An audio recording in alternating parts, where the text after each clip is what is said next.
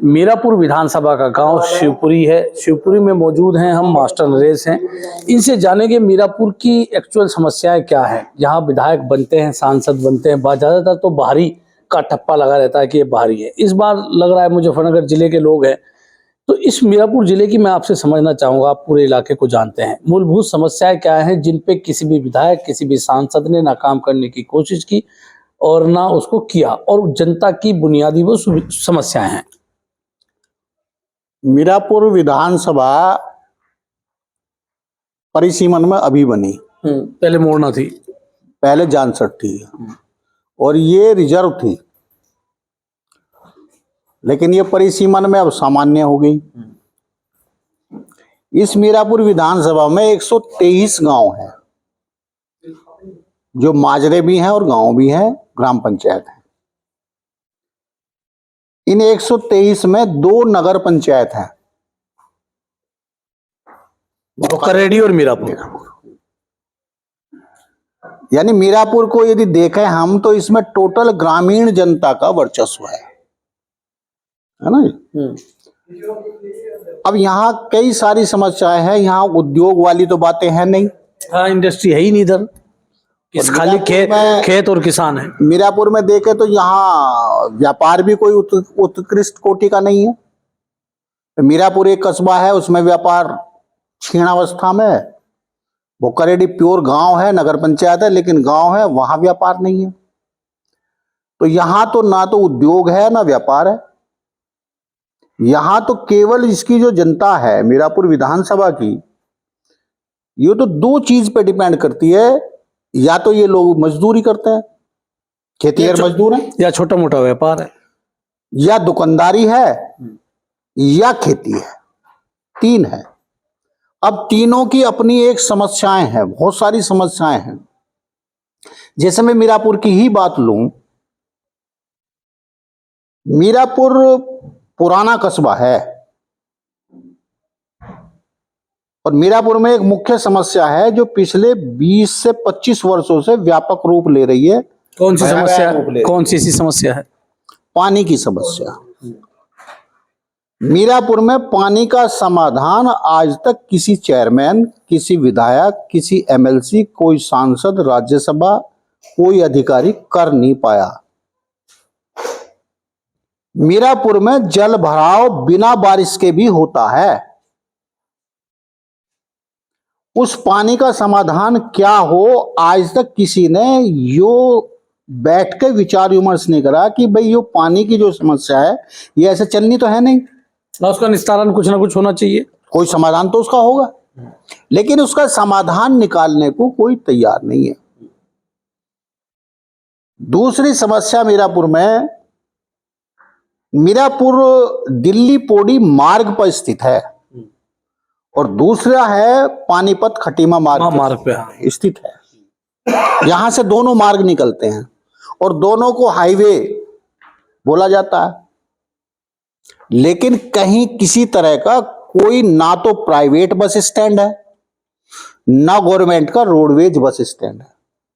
ये भी मीरापुर लोगों की समस्या है। एक समस्या है, क्योंकि वहां सवारी बैठने के लिए सड़क पे ही खड़ा होना पड़ता है, सड़क पे बैठना पड़ता है। बस रुके ना रुके, किस गति से रुके, कैसे हो, ये परमात्मा जाने।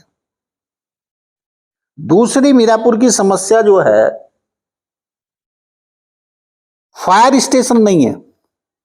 यदि दुर्घटना हो जाए कोई तो संभव नहीं है फायर की जो है सर्विस लेना। वो सर्विस समय से मिल जाएगी जब सब कुछ समाप्त हो जाएगा, उसके बाद वो तब अग्निशमन की टीम आएगी, आ सकती है। सड़कों की क्या स्थिति मीरापुर में है? सड़क किस तरह की है? क्या सड़कों के लिए सरकार भी कहती है हम सड़क के लिए बहुत सारा हमने काम किया है, तो आप चूंकि पूरा इलाका जानते हैं, सड़कों की क्या स्थिति मीरापुर विधानसभा क्षेत्र में है? जैसे मैं बताऊं, आपने सही सवाल पूछा। ये सड़क मीरापुर ग्रामीण क्षेत्र है। मैंने पहले ही कहा कि मीरापुर ग्रामीण क्षेत्र है। यहां सड़कों की स्थिति है कि गांव के लिए कोई सड़क नहीं बनाई जा रही। गांव के लिए जो आज सड़क बन रही है वो वही सड़क बन रही है 8 फीट, 7 फीट, 9 फीट चौड़ी।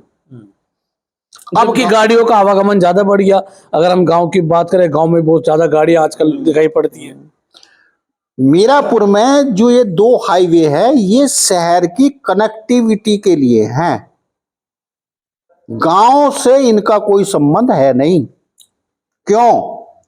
अभी अभी नया पानीपत खटीवा मार्ग बना, गांव के लिए तो कट भी नहीं है, आप सड़क पे नहीं चढ़ सकते। तो गांव का जो ट्रैक्टर है, गांव का जो घोड़ा बुग्गी है, गांव की जो बुग्गी है, भैंसा बुग्गी है, गांव की जो साइकिल है, वो हाईवे पे कैसे चलेगी और कैसे चढ़ेगी? हमने तो उसको चढ़ने का उस पर अधिकार ही नहीं है। आप देख लो, जानसठ भी कस्बा है, उसको हाईवे निकलता है, वहां कटी नहीं है, कैसे चढ़ोगे आप? उसके लिए कोई सुविधा नहीं है। केवल सुविधा ये एक शहर से दूसरे शहर को जोड़ने के लिए हाईवेज बनाए जा रहे हैं। तो इनसे ग्रामीण क्षेत्र के लोगों को कोई लाभ नहीं होगा, आपका यह कहना है? कोई लाभ नहीं है, कोई लाभ नहीं है। गांव का जब लाभ होगा कि गांव का लिंक मार्ग सुचारू रूप से सही स्थिति में, सही चौड़ाई के रूप में बढ़िया बनकर वो हाईवे से कनेक्ट हो, गांव का मार्ग कनेक्ट हो उससे, तभी तो कनेक्टिविटी होगी। आपने 20 मीटर की तार की लाइन बिछा दी, 1 मीटर तार नहीं डाला, तो वो कनेक्टिविटी थोड़ी बोली जाएगी, है ना जी। मीरापुर विधानसभा में 36 रास्ते ग्रामीण क्षेत्र के कच्चे हैं। आज भी कच्चे हैं? आज कच्चे हैं, जिनमें धूल उड़ रही। नेता ऐसे 2 4 5 रास्ते आपके संज्ञान में, आप 35 आपने बताया। मैं बताऊं, केल्लापुर से शिवपुरी, शिवपुरी से सिकरेड़ा, सिकरेड़ा से कैथोड़ा और फिर हाईवे, ये मार्ग आज कच्चा है। केल्लापुर से आलमपुर के लिए यदि आप जाओगे और फिर उसके बाद जो है नसीरपुर, उसके बाद श्याली, उसके बाद हुसैनपुर, बहादुरपुर, रामपुर टकरा, सारे जितने गांव है, सब के लिए जो मार्ग है केल्लापुर से जो हाईवे से आलमपुर को जाता है, कच्चा है। केल्लापुर से सिकंदरपुर के रास्ता जो जाता है, जो इधर के खुजड़ा वगैरह के, टंडेड़ा के इधर के लोग जो बिजनौर जाते हैं, केल्लापुर से जो वो रास्ता जा रहा है, कच्चा है। टंडेड़ा में तो विधायक रहे मौलाना जमील 2012 में, तो क्या वो भी नहीं बनवा पाए? टंडेड़ा में, टंडेड़ा से बेड़ा के लिए लगभग 4 किलोमीटर रास्ता है, विधायक जी भी उसे नहीं बनवा पाए। अब उस पर काम शुरू हुआ है बहुत धीमी गति से, रोडे पड़े हैं, अभी रोडे पड़े, उसमें अभी भी 1 किलोमीटर बीच में कच्चा है, 1 किलोमीटर फिर भी छोड़ रखा। सिकंदरपुर से सम्मेलेड़ा कच्चा है, देख लो आप जाके, है ना जी। कासमपुर से सम्मेलेड़ा कच्चा है। हमारे सांसद विधायक कोई किसी का इन समस्याओं पर ध्यान नहीं। चुनाव आते हैं, जातिगत राजनीति, धर्म के आधार पर वोट मांगना, जाति के आधार पर वोट मांगने तक सीमित रह जाते हैं। विकास से मीरापुर विधानसभा क्षेत्र अछूता है, आपका यह कहना है?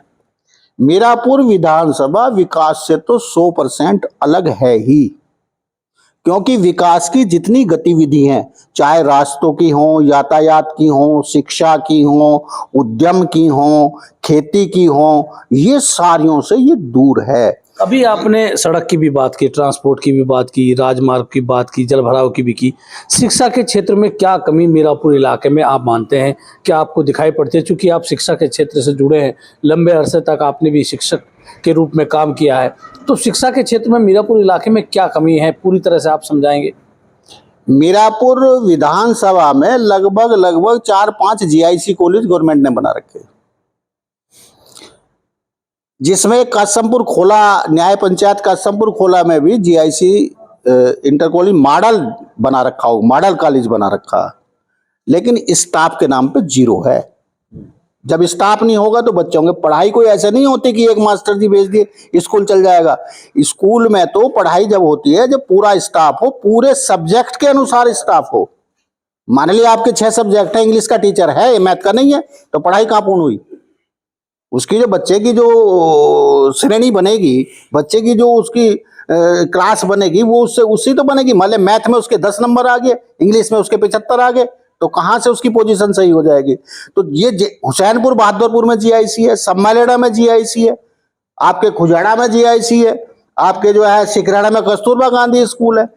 किसी में स्टाफ पूरा हो, किसी में पढ़ाई सुचारू रूप हो, तो मुझे तो नहीं लगता कि किसी में है, कहीं भी नहीं है, खाली गवर्नमेंट बिल्डिंग खड़ी है। हाँ कि गवर्नमेंट कॉलेज जो बने हैं वो सब कहीं ना कहीं बदहाल स्थिति में है। बदहाल। जो शिक्षा जिस उद्देश्य से बनाए गए उसमें अभी तक काम नहीं हो पा रहा। उसमें सुचारू काम नहीं है। सम्मेलेड़ा में जीआईसी कन्या जीआईसी है, वहां भी आप जाके देख लीजिए, सारे स्कूल में जाले लगे पड़े, स्टाफ नाम की चीज नहीं है, इवन पियोन तक भी नहीं है, चपरासी भी नहीं है वहां। सफाई कर्मी रजिस्टर में लिखे होंगे, आते तो है नहीं। दूसरी बात, प्राइवेट सेक्टर की बात करूं मैं आपकी कि शिक्षा के प्राइवेट सेक्टर की मीरापुर विधानसभा में क्या स्थिति है। मीरापुर में 2 सहायता प्राप्त इंटर कॉलेज हैं और 4 से 5 इंटर कॉलेज ऐसे हैं जो सीबीएसई और यूपी बोर्ड के कि जिनको मान्यता है, शिक्षा की मान्यता है। मीरापुर में जहां गवर्नमेंट एक तरफ ये कह रही है कि भाई खेलों को आगे बढ़ाओ, किसी इंटर कॉलेज के पास कोई फील्ड नहीं है। जो सरकार कहती है कि खेल को बढ़ावा देने के लिए हम लोग काम कर रहे हैं, तो आपका कहना है कि नहीं, खेल का मैदान ही नहीं है तो खिलाड़ी कैसे तैयार होंगे? किसी इंटर कॉलेज के पास कोई फील्ड नहीं है, और यदि फील्ड मौके पर हो तो मुझे दिखा दो, मैं देख लूंगा उसे कहां है वो। हो सकता है कि फाइल में हो, लेकिन मौके पर नहीं है किसी के पास भी। शिक्षा की स्थिति तो टोटल व्यावसायीकरण हो गया, टोटल पैसे का मामला हो गया, और जहां लाभ हानि देखी जाती हो, व्यापार करा जाता हो, वहां उस चीज की गुणवत्ता समाप्त हो जाए। इसलिए शिक्षा की गुणवत्ता तो समाप्त है। शिक्षा, सुरक्षा और चिकित्सा, ये 3 चीज देश में ऐसी हैं कि ये गवर्नमेंट की जिम्मेदारी होनी चाहिए। चिकित्सा से मुकर गई गवर्नमेंट। अभी आपने चिकित्सा का जिक्र किया, तो मीरापुर इलाके में क्या बुनियादी ढांचा इलाज के लिए है, चिकित्सा के लिए है, क्या बुनियादी ढांचा है और क्या कमी मास्टर नरेश उसमें देखते हैं? मीरापुर में चिकित्सा के नाम पे एक अस्पताल है कि थोड़े में लगता है, मेरे ख्याल से लगभग 60 साल पुराना अस्पताल है, वो 60 साल पहले बना था। वहां की स्थिति है कि जो रूम है, जो ओपीडी है, जो डॉक्टर्स के रूम है, उनकी विंडो भी लोग निकाल के ले गए। उस पर बाहर आयुष्मान लिख दिया, उस पर लिख दिया, रंग करवा दिया, पुताई करवा दी, आयुष्मान लिख दिया, और उस पर लिखने के बाद अंदर कुछ नहीं है। तो 12 साल हो चुके हैं। 2012 में मीरापुर विधानसभा सीट का परिसीमन हुआ। पहले जानसठ सुरक्षित थी, आधा हिस्सा मोरना विधानसभा में था। तो इस 12 साल में फिर से बदहाल मीरापुर है। सांसद जीते, लोकसभा में जीत करके गए, विधायक भी बनते रहे। तो क्या मीरापुर के हिस्से में विकास जीरो है? सरकार के दावे, विधायकों के दावे, सांसदों के दावे हवाई हैं। मैंने पहले भी कहा कि ये जो राजनीति है, इसके जो ये विधायक बनते हैं, एमपी बनते हैं, इनका सबका चरित्र एक सा होता है, उनमें काम करने की ललक नहीं है। विधायक निधि आनी है, उससे कहीं कहीं जो सिलेक्टेड गांव हैं वहां 4-4 बार एक ही सड़क उखड़ के 4-4 बार बन गई, किसी गांव में वो एक बार भी नहीं बनी। तो विधायक अभी 35 रास्ते ऐसे हैं जो कच्चे हैं। 36 रास्ते ऐसे हैं जो आज भी कच्चे हैं, जिनके बनाए जाने की सख्त जरूरत है। और दूसरी, यदि मीरापुर विधानसभा का या पूरे देश की ग्रामीण जनता की मैं बात करूं, उसका विकास करना सड़क के रूप में, तो नहरों की और राजभाव की पटरियां बना दो, सीधे सच्चे और ग्रामीण यातायात के प्रमुख साधन बन जाएंगे। मतलब अगर ग्रामीण परिवेश के लोगों को, इस इलाके लोगों को रास्ते अच्छे सुगम बनाने हैं तो नहर की पटरी, ये सब राजभाव की पटरी बनाइए आप। राजभाव की पटरी सीधी है और कम दूरी की है, और ग्रामीण के जो यातायात की नसें हैं, यानी इसको सड़कों को नसें माना जाता है, नस है, तो इस नस को यदि दुरुस्त करना है तो राजभाव की पटरी बनाइए आप सीधी, है ना। सीधी नहरों की पटरी बनाइए। नहरों की तो गवर्नमेंट बना रही है, वो उसके शहर के हिसाब से बना रही है, गांव के हिसाब से। इन मुद्दों पे कोई वोट मांगने को तैयार तो है नहीं। सब जाति धर्म, ये मेरी जाति, ये उसकी जाति, ये उसका धर्म, ये उसका धर्म। तो क्या इस बार मीरापुर विधानसभा के इलाके के लोगों को एक भरोसा लेना चाहिए कि कौन विकास करेगा, कौन इन समस्याओं का समाधान करेगा? आपका क्या मानना है? वास्तव में जो गांव में नेताजी आते हैं वो विकास की तो बात ही नहीं करते। एक भावना भड़काने की जरूरत पड़ती है, कभी कोई भावना भड़काई जा, कभी कोई भावना भड़काई जा। है ना। अब ये पिछले 10, 15, 20 वर्षों से धार्मिक भावना भड़का के वोट ली जा रही, और जब वोट धार्मिक भावना भड़का के ली जा रही है, वहां से जीत अर्जित हो रही है, वहां से सफलता मिल रही है, तो फिर विकास के कोई मायने जरूरत क्या। यहाँ एक नेताजी है कि जो पुश्तैनी जीतते आ रहे हैं, अब भी जीत गए, जब भी जीत गए, उनका एक कहना है कि जी मुझे मास्टर जी इन बातों से लेना देना क्या है, मेरी तो जीत पक्की, आपको जो कहना कहते रहो, है ना जी। विकास से अगर उन चीजों को रखा जाता है तो कहीं ना कहीं दरकिनार कर दिया जाता है, बिल्कुल अलग कर दिया जाता है, क्योंकि उस पर ध्यान ही नहीं देता। हर पार्टी देश की, हर दल देश का जिताऊ कैंडिडेट लाता है, उस कैंडिडेट का चाहे रूप हो कुछ हो, उसका स्थिति कुछ हो, वो जिताऊ होना चाहिए, वो किसी भी स्थिति में सीट को निकालने वाला होना चाहिए, बाकी उससे किसी चीज से कोई मतलब नहीं होता। वो किस फंडे से, किस युक्ति से, किस तरकीब से अपनी सीट निकालता है, केवल इस पे फोकस होता है। आखिरी सवाल मैं बताऊंगा, आखिरी सवाल मेरा आपसे, उसी में ऐड हम करेंगे। क्या सलाह मास्टर नरेश की मीरापुर विधानसभा के लोगों को होगी कि वो किस आधार पर वोट दे, क्योंकि इतनी सारी समस्याएं आपने बताई जो सब दिखाई पड़ रही हैं, तो मीरापुर किसानों के साथ साथ आप उस बात को भी पूरी करेंगे। क्या एक मैसेज होना चाहिए कि मीरापुर विधानसभा के लोग हमेशा अभाव में हैं, रास्ते हो, चिकित्सा हो, शिक्षा हो, हर चीज का अभाव है, तो वो किस आधार पर वोट करें? मीरापुर की जनता को मेरे मतानुसार केवल व्यक्ति को देख कर, दल को भी देख के नहीं, कि दल भी एक भावना के तहत वशीभूत हैं, व्यक्ति का अहम भूमिका है। एक व्यक्ति कुर्सी को सुशोभित कर देता है और एक व्यक्ति उसको नहीं कर पाता। व्यक्ति पे विशेष ध्यान होना चाहिए कि उस व्यक्ति की मेंटलिटी, उसकी मानसिकता, उसकी योग्यता, उसकी कार्य करने की क्षमता, उसमें जुझारूपन, उसका नेचर, उसका विचार, उसका चरित्र, उसकी नैतिकता, सारे गुणों से संपन्न यदि कोई व्यक्ति है तो उसको सर्वप्रथम वोट देनी चाहिए। इस तरह से भावनाओं में बह के, इस तरह से धार्मिक भावना, जातिगत भावना, दूसरी धन की भावना, दूसरी जो है तुम्हारे कबीलों का सिस्टम, इस सिस्टम में आके वोट नहीं देना चाहिए। सच्चा लोकतंत्र तभी विकसित होगा जब योग्य व्यक्ति इन कुर्सियों पर सुशोभित होंगे। किसानों के मुद्दे की आप बात करना चाहते थे, वो बीच में रुकी। किसानों की क्या समस्याएं इस इलाके में है? किसानों की समस्याएं तो आज तक किसी ने सुनी ही नहीं, किसी ने ना उनका हल करा, ना कोई उन पर ध्यान करता। किसानों की एक बात बताओ, हम शुगर मिल में गन्ना डालने जा, आज तक मुझे 75 साल में, 77 साल में, जब से देश आजाद हुआ, आज तक कोई सरकार ये बता दो कि हमने घटतुल्ली घटा दी। 2% की घटतुल्ली है, चाहे वो गन्ना क्रय केंद्र गांव में हो, चाहे वो सेंटर हो, वहां 2% की आज तक किसी सरकार से घटतुल्ली घटी नहीं। हम गन्ना लेके जाएं, उसमें जूना लगावें, पैकिंग करें, उसका गर्दा 1 किलो का काटा जाए। 1 किलो का मतलब है 3 रुपए 70 पैसे का हमसे गर्दा काटा जा।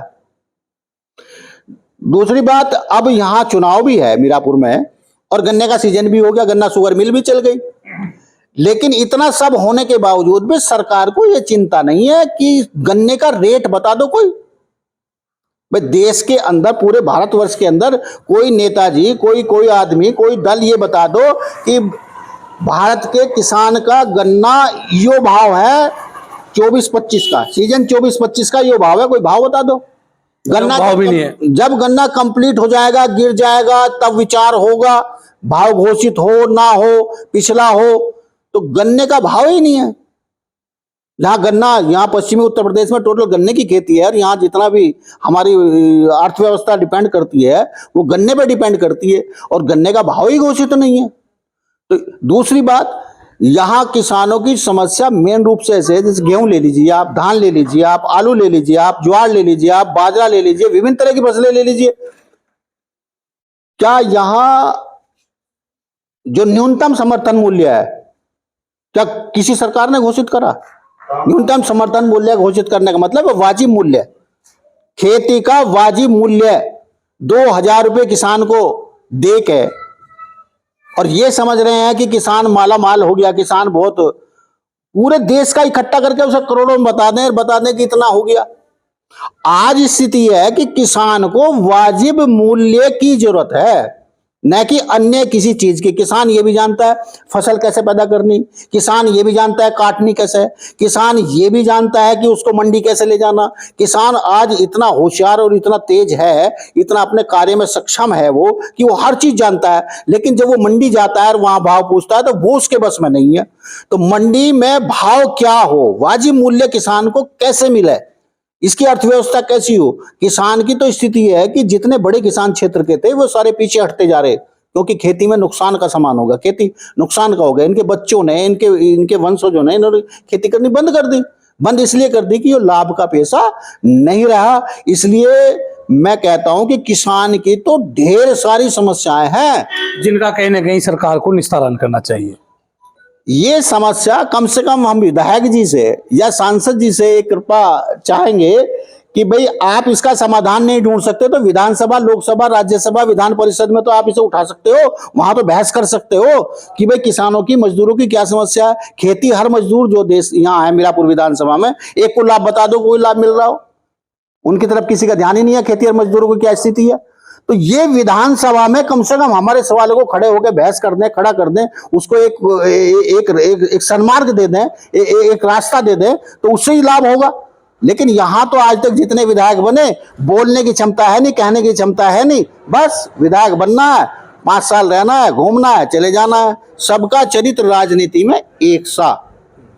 तो ये थे मास्टर नरेश, जिन्होंने मीरापुर विधानसभा सीट पर होने वाले उपचुनाव में समस्याओं को गिनाया और वाजिब समस्याएं हैं तो क्या सरकार, आने वाले जो यहाँ जनप्रतिनिधि आएंगे वो इन समस्याओं का समाधान करने की कोशिश करेंगे, या फिर मीरापुर विधानसभा में धार्मिक, जातिगत आधार पर, गुटों के आधार पर वोट मांगेंगे, विधायक बनेंगे और फिर इस क्षेत्र से नदारद हो जाएंगे। इस क्षेत्र की सबसे बड़ी समस्या ये भी है, मीरापुर विधानसभा और बिजनौर लोकसभा पर ज्यादातर लोग भारी जीतते हैं, चुनाव में आते हैं, चुनाव जीतते हैं, चले जाते हैं। तो क्या इस बार मीरापुर विधानसभा सीट पर होने वाले उपचुनाव में जो विधायक बनेगा और जो पिछली बार सांसद बने वो इन समस्याओं का समाधान कर पाएंगे? मैं हूं राशिद अली और आप देख रहे हैं खोजी न्यूज।